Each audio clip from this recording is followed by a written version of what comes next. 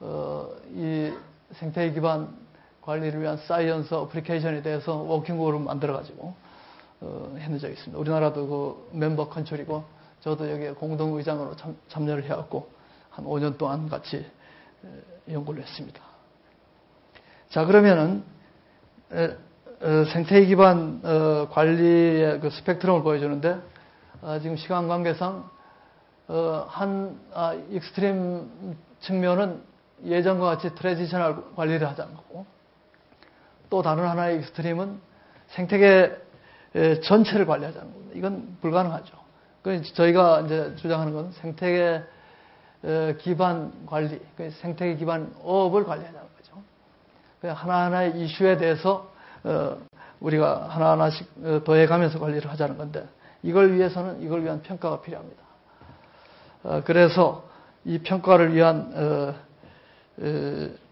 방법이 두 가지가 개발됐는데, 이 두 가지를 보면은 첫 번째 이제 MSC라고 해양관리위원회입니다. 해양관리위원회란 그 비영리 국제기구인데, 여기서는 자원의 지속성과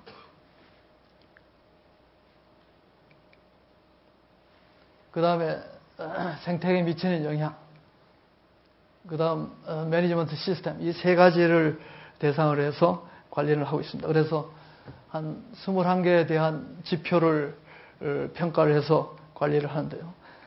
여기서 만약에 이 지표, 31개의 지표 가운데 60점 이하가 되는 게 있으면, 한 개라도 있으면 이건 페일입니다. 그 다음에 평균이 80점 이상이 돼야 되고요.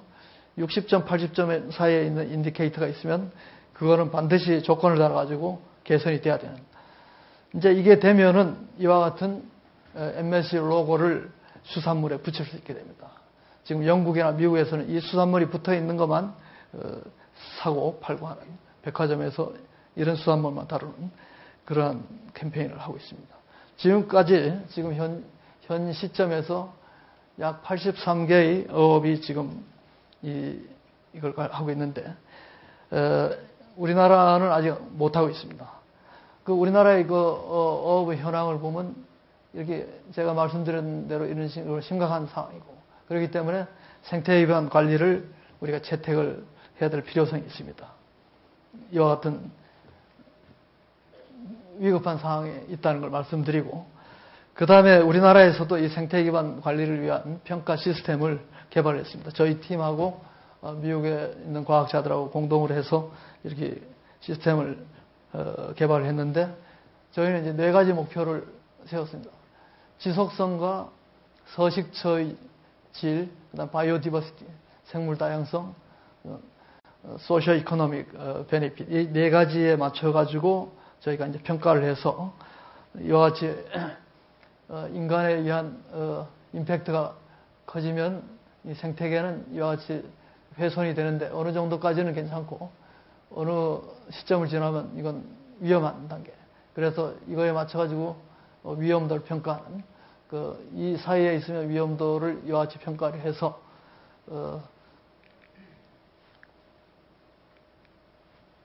결과적으로 적절한 관리에 의해서 이 위험도를 줄여나가는 이러한 방식입니다. 그래서 위험도 지수를 이와 같이 저희들이 계산을 해서 이걸 통영 바다 목장에 이제 적용을 해봤는데요. 이와 같이 통영 바다 목장의 주 대상 어종이 조피볼락이라는 건데, 목장을 만들기 이전에는 이게 옐로우 존에 있었는데 목장을 만든 이후로 그린 존으로 이제 옮겨가게 됐고, 기타 어종에 대해서도 평가를 했는데 심지어는 레드 존에 있었고 그린 존에는 거의 없었습니다. 옐로우 존에 있었지만은 목장을 만든 이후에 적절하게 관리가 되니까 그린 존으로 옮겨가는 걸 우리가 알 수가 있습니다. 연구 체제는 상당히 다양한 연구가 돼서 다 학제간 연구가 될 필요가 있다는 걸 말씀드리면서 결론으로서, 자, 그럼 과연 해양어업 자원 지속 가능한가? 이론적으로는 예스입니다. 그렇지만은 실제 현실적으로는 지금 같은 상황에서는 우리가 확인을 할 수가 없습니다. 그럼 이 예스가 되기 위한 추진 방안으로는 어떻게 해야 되겠냐? 불법업을 금지를 시켜야 됩니다.